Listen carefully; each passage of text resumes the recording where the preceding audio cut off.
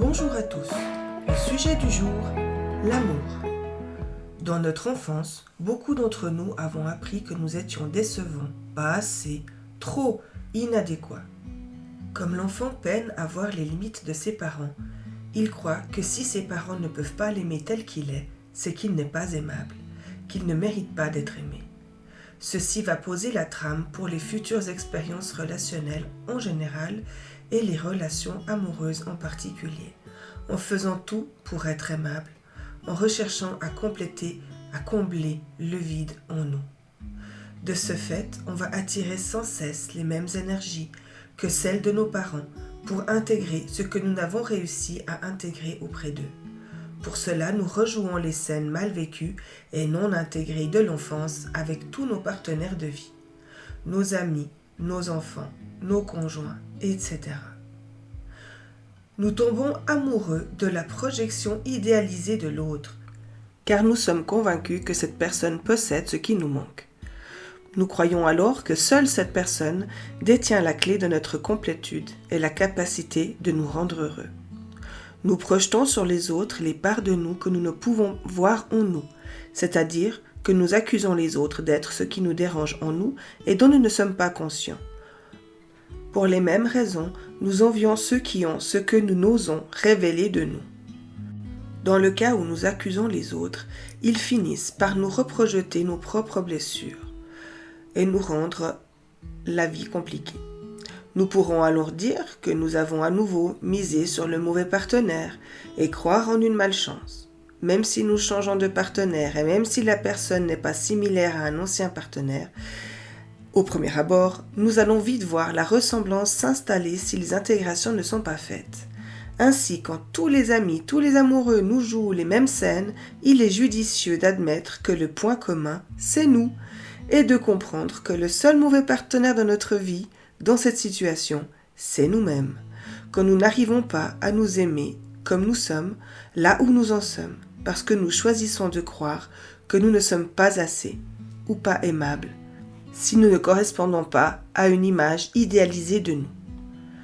Nous cherchons à nous combler de ce que l'autre a, qui, soi-disant, nous manque. Ceux qui ont manqué d'amour stable et rassurant enfant vont chercher à guérir en choisissant des partenaires rassurants et finiront sans doute par les trouver ennuyeux. Ils peuvent chercher des partenaires présents car ils ont pu avoir des parents absents physiquement ou émotionnellement et finir par se retrouver dans une relation trop intense en présence, en drame émotionnel.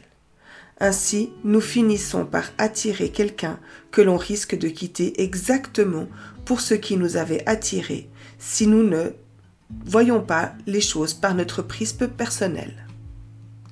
Si nos attentes sont irréalistes et trop lourdes de vouloir nous remplir par l'autre, de l'autre, nous l'étoufferons et il aura bien des raisons de partir respirer ailleurs. Pourquoi vivons-nous tout cela ? Sans doute pour que nous puissions intégrer qu'il ne nous manque rien. Ce que nous détestons, ce que nous admirons chez l'autre n'est que le reflet de ce que nous ne sommes pas capables de voir en nous. Ce miroir nous fait réfléchir sur qui nous sommes, en nous réfléchissant notre ombre et notre lumière, afin que nous puissions en prendre conscience et les intégrer. C'est ainsi que nous nous connaissons de plus en plus et nous comblons le vide ressenti. Un dépendant affectif est quelqu'un qui ne se connaît pas, qui ne sait pas qui il est. En fait, nous utilisons l'autre pour nous rappeler ce que nous avons déjà en nous, notre lumière. Il ne tient qu'à nous de la réactiver, de la laisser grandir. Et c'est là qu'il est important d'oser être ce que nous admirons tant chez les autres. L'attirance amoureuse n'est peut-être qu'une attraction vibratoire de nos blessures résonnant avec celle de l'être avec qui nous pourrons vivre une expérience pour les guérir. Dans ce cas, il nous est impossible d'attirer les mauvaises personnes dans nos vies puisque ce sont nos vibrations qui les invitent à vivre des expériences en commun pour nous connaître. Ce que nous vivons est parfaitement aligné avec notre vibration. Si nous intégrons les enseignements de l'expérience, notre vibration peut changer et nous serons alignés sur une nouvelle fréquence et attirerons un autre type de personne. La chose merveilleuse est que le partenaire d'une expérience a la même chance de pouvoir guérir que nous. Guérir n'est donc pas obtenir l'amour de la personne pour qui on vit une attirance, mais se laisser attirer vers la personne avec qui on va pouvoir vivre une expérience. Nous menons vers l'amour de notre vie, l'amour de la vie. Si nous apprenions à nous dire « Chouette, une expérience m'est offerte pour sortir la souffrance cachée en moi, la laisser vivre, la laisser s'exprimer et m'en libérer pour guérir ma blessure. » Si nous pouvions percevoir le cadeau offert par la vie à ce moment-là, même si l'emballage n'est pas celui auquel nous nous attendions ou celui que nous aurions souhaité, nous cesserions d'être en guerre contre ce qui nous arrive, en guerre contre nos émotions, en guerre contre la vie. Guérir, rire. Serait-il donc aussi simple que rire de la guerre qui se joue en nous et voir qu'elle ne repose sur rien de réel, juste un jeu organisé pour nous faire expérimenter la dualité en nous, nous laisser expérimenter le non-amour pour intégrer ce qu'est l'amour? Pour cela, nous devons nous aimer, nous-mêmes, et nous apporter ce dont nous avons besoin, comme un père, mère, aimant et attentionné envers nous-mêmes. Ainsi, nous ne chargerions plus personne de nous le donner. Si nous encourageons les autres à en faire de même, que nous nous libérons du devoir de leur fournir ce dont ils ont besoin, et de leur apporter toute la confiance en eux pour le trouver directement par eux-mêmes, nous vivrions libérés et libres. Cependant, cette liberté a une conséquence qu'il est important d'accepter. Cette conséquence, c'est justement d'être libre, d'être détaché. Il se peut qu'une fois guéris, les partenaires d'expérience n'ont plus forcément besoin de continuer sur le même chemin. Alors il est possible de choisir de se séparer et chacun continuera son chemin à son rythme en suivant ses propres besoins et la suite de ses aventures. Les partenaires peuvent également faire un autre choix, celui de redémarrer un nouveau chemin ensemble, une nouvelle aventure commune. Un chemin différent de celui qu'ils avaient attiré les uns vers l'autre au début. Et c'est là qu'il faut avoir la sagesse de ne plus rechercher en l'autre ce qu'il a été puisqu'il ne l'est plus. Les blessures de rejet et d'abandon sont un reflet de la blessure de rejet du ventre maternel, qui est elle-même un reflet de la blessure originelle de se sentir séparé de notre source, incapable de nous rappeler notre puissance divine. Alors nous croyons dépendre de notre ego pour nous protéger, pour nous laisser une chance de survivre. Cependant, notre ego, sous prétexte de nous protéger, nous maintient dans le connu. Il est un spécialiste pour prendre le passé et le projeter devant dans le futur. Nous nous faisons croire que nous nous en sortirons mieux puisque les expériences sont connues. Nous nous enfermons alors dans une zone de confort qui est loin d'être confortable. Par exemple, quelqu'un qui a été moqué toute sa vie aura de la peine à accepter les compliments. Il sera inconfortable autant dans la moquerie que dans le compliment. Sa zone de confort illusoire étant la moquerie, il devra traverser l'inconfort du compliment pour intégrer de pouvoir se complimenter même si on se moque de lui. Nos blessures pourraient nous faire croire, même si une relation se passe bien, qu'il y a un piège, quelque chose de louche, chercher le problème, pour finalement projeter ses doutes dans la relation qui va se laisser abîmer. Et là, l'ego de la personne pourra dire « Je le savais, c'était trop beau pour être vrai ». Il est alors logique de tomber dans la croyance que l'amour est compliqué, difficile à trouver, destructeur, voire dangereux. Et comme nous en sommes persuadés, nous nous créons une réalité ainsi, cherchant indéfiniment l'âme sœur alors que nous l'avons toujours eue, juste de l'autre côté du miroir, cette part d'éternité que nous sommes, notre double éthérique, notre part divine. Si nous arrivons à réintégrer ceci, unir notre part humaine et notre part divine, nous sommes réunifiés et capables de nous aimer vraiment.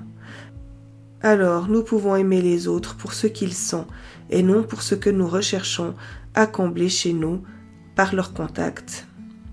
Une image serait comme chercher les pièces de notre puzzle personnel chez les autres. Elles pourront s'accrocher à nos pièces en forçant un petit peu, mais cela deviendra vite impossible de compléter notre puzzle.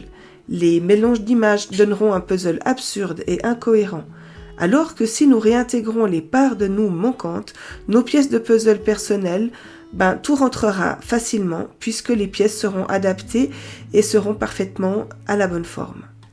et une pièce en attirera une autre, tout sera simplifié. Inutile de forcer. Aimer inconditionnellement semble compliqué, alors que c'est inné et sans effort. Le cœur est de nature à aimer, sans condition. Il ne sait pas cesser d'aimer. Mais dans notre nature d'humain, aimer quelqu'un ou quelque chose que l'on ne peut pas posséder est synonyme de souffrance. Alors nous fermons notre cœur et pensons que la douleur qui en résulte est due à l'être perdu. En fait, il ne s'agit que de la souffrance que nous nous infligeons pour cesser de l'aimer. Notre mental croit que l'amour se mérite, que nous devons choisir ce que nous aimons, alors que le cœur ne sait qu'aimer, sans condition. Attention, l'amour inconditionnel selon moi, c'est respecter que tout a le droit d'exister. Ça ne veut pas dire souhaiter l'attirer à soi. Malheureusement, l'amour vu de manière humaine étant conditionné, le mot amour ne veut plus dire grand-chose.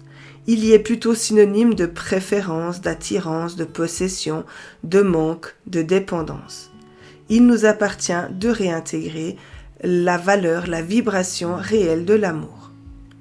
A contrario, détester, tenir à distance, crée une dépense d'énergie énorme, car il faut sans cesse réalimenter l'histoire que l'on se raconte, pour nous rappeler les maudits, les images de souffrance, pour ne pas oublier pourquoi nous sommes en colère, pourquoi nous sommes tristes, déçus et victimes.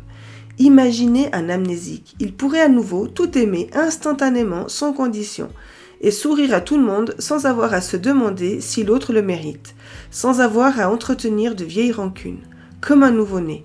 Tiens, serait-ce une des raisons de la maladie d'Alzheimer ? Un reset de ce qui est lourd à porter ?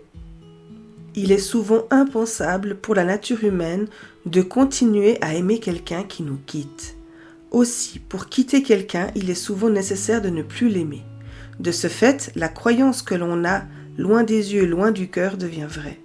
En fait, c'est plutôt loin des yeux, loin du corps. Mais le cœur étant lié à l'éternel instant présent, il peut aimer sans voir et sans avoir. Il y a ceux qui croient que si on aime, on ne quitte pas. Donc on s'oblige à continuer à subir des comportements inappropriés par amour. L'amour dramatique, passionné, je t'aime, moi non plus, est un amour d'enfant blessé qui se court après dans la cour d'école et se cherche des drames dès que possible pour rendre le jeu plus passionnant, par peur de s'ennuyer. Le drame ne représente pas la puissance de l'amour, mais plutôt la puissance de la peur d'en manquer. L'héritage de nos enfants intérieurs blessés, en manque de reconnaissance, en manque d'amour, prêt à mendier chaque miette d'attention qu'il pourra obtenir, pensant que la survie en dépend, nous place dans une dépendance affective que nous percevons comme vitale. Pour nous combler, nous avons à reconnaître le divin en nous et le laisser œuvrer à travers nous. D'accepter que la source dont nous sommes issus, Père, Mère, dont nous sommes issus, ne nous a jamais rejetés ni abandonnés, puisqu'elle coule en nous. Plus nous laissons circuler l'amour universel à travers nous, plus nous nous sentons complets, comblés, et plus nous pouvons rayonner cet amour dans le monde. Nous nous sentons unifiés et en paix, autonomes pour se combler. Il est courant que par peur du rejet et de l'abandon, nous sabotions les relations en mettant des critères inaccessibles. Ceci est fait dans le but illusoire de nous protéger, mais peut nous conduire, à force de ne trouver personne, à nous dévaloriser. La rencontre entre deux personnalités est comme une réaction chimique. S'il se produit une réaction, les deux peuvent être transformés. Si en revanche, une des personnalités refuse de vivre l'expérience en conscience et préfère rester dans le confort illusoire du non-changement, elle ne peut prendre sa part de responsabilité. En niant le fait qu'elle a co-créé cette situation pour être transformée, la personne reste dans la stagnation et la souffrance. La douleur vient du fait qu'il y a une part d'elle qui pousse à la transformation et une part d'elle qui bloque. Alors, la réaction chimique maintient la personne dans la réaction et la souffrance sans pouvoir aller vers la transformation. L'autre devient alors le coupable de cette souffrance et tout le processus de création de la haine est en route, baissant la vibration de celui qui l'a produit, vidant son énergie. La personne en devient de plus en plus faible, malade, vide, Elle va chercher à combler ce vide et recommence un nouveau cycle conduisant vers une nouvelle expérience qu'elle pourra choisir de vivre en conscience ou recommencer le déni. Tant qu'elle choisira de ne pas être responsable de ce qui lui arrive, elle créera cette boucle indéfiniment. Son mental ne pouvant lui montrer que ce qu'il est capable de comprendre, lui présente les choses sous forme d'injustice, de trahison, d'abandon, de rejet, d'humiliation, en lui faisant croire qu'elle est victime de personnes sans cœur, alors même qu'elle est incapable de voir les choses depuis son propre cœur, et qu'elle reste bloquée dans sa vision mentale, justifiant, argumentant que tout ce qu'elle ressent est vrai et qu'elle ne doit surtout rien oublier, rien pardonner, sinon elle souffrira encore. Mais elle souffre déjà, elle souffre tout le temps. Cette souffrance la pousse à porter des masques de fuyants, de dépendants, de masochistes, de contrôlants, de rigides, qui ne servent qu'à dissimuler les blessures encore plus profondément. Elle attira alors encore des expériences plus dérangeantes pour aller les déloger, les déterrer. Comment faire pour sortir de ceci ? Accepter la vraie responsabilité, la responsabilité personnelle. Attention, je n'ai pas dit la culpabilité, mais la responsabilité d'être un être créateur ayant choisi ce qu'il souhaite transformer et ayant co-créé tout ce qu'il vit. Se regarder en face et voir tout ce qu'on essaye de se cacher à soi-même, cesser de croire que nous avons raison, que notre vision est forcément juste, plus juste, et que nous sommes la victime innocente, cesser de faire porter la responsabilité aux autres. À force de déni, d'évitement de la douleur, il est courant de devenir un expert en manipulation, de soi, des autres, et de devenir le bourreau, le pervers, celui qui rabaisse pour se sentir plus fort, celui qui accuse pour se sentir innocent. Le tout caché sous une forme de légitimité arrangée par nos croyances. Et comme tout ce que nous lançons dans l'univers finit par nous revenir, autrement dit, tout ce que nous semons devient notre récolte, nous recevons à nouveau de la trahison, du rejet, de l'abandon, de l'injustice et de l'humiliation. Ceux dans le déni seront convaincus d'être innocents, certains d'être les gentils, les victimes, croyant vraiment à toutes les justifications de leur mental qui peut relever tous les manquements des autres sans jamais mettre l'éclairage sur les leurs. Résultat, ils revivront une nouvelle couche de tout ce qui précède. Ce schéma est sans fin. C'est pourquoi la déconstruction de ces couches de manteau, qui portent bien leur nom puisque ce ne sont que des constructions mentales, peuvent prendre du temps à déconstruire, une couche après l'autre. Pour cela, il est important de sortir de l'orgueil d'avoir déjà, soi-disant, travaillé ceci ou cela, car il reste encore bien des couches à aller revisiter. Attention à l'ego spirituel. Certains montreront l'autre facette de la non-intégration de la responsabilité personnelle, celle de se sentir coupable pour tous les malheurs du monde, pour tout. Pour accélérer le processus d'intégration, nous pouvons accepter une chose difficile à accepter, celle que, dans toutes nos vies, nous avons commis les pires atrocités. Nous avons joué tous les rôles, consciemment ou non, volontairement ou non, au nom de morale, de valeurs, de culture, de dogmes, etc. Que faire ? Eh bien, se le pardonner. Poser tous ces fardeaux. Arrêter de se le faire payer. Alors, on peut accepter complètement qui l'on est, là où on en est. On peut accepter les autres comme ils sont, là où ils en sont. On cesse d'attendre sans fin que l'on nous voie, que l'on nous valide, que l'on nous admire, et puis que l'on nous aime. Car on prend la responsabilité de tout ceci en nous-mêmes. Il devient alors aisé de sortir des situations, des lieux, des personnes, des groupes, des dogmes qui ne sont plus bénéfiques pour nous. Dans le respect et la paix, nous nous quittons en étant quittes. Si vous en avez envie, je vous propose le décret suivant, que vous pouvez simplement répéter en ouvrant votre cœur ou utiliser mes mots comme étant les vôtres. En mon âme et conscience, j'efface toutes les croyances et conceptions que j'ai de l'amour, des relations, de la souffrance et de la responsabilité personnelle. J'efface la croyance que pour quitter, il faut cesser d'aimer pour ne pas souffrir. Je m'autorise de sortir de l'amour humain réducteur et enfermant et je choisis d'intégrer l'amour divin, non jugeant et élevant. Qu'il en soit ainsi. Si ce texte résonne en vous, si vous souhaitez en découvrir d'autres, je vous invite à vous rendre sur mon site alexdesoi.com. Je reste également à votre disposition pour un accompagnement ou pour une formation. Bien à nos expériences, je vous souhaite une belle journée.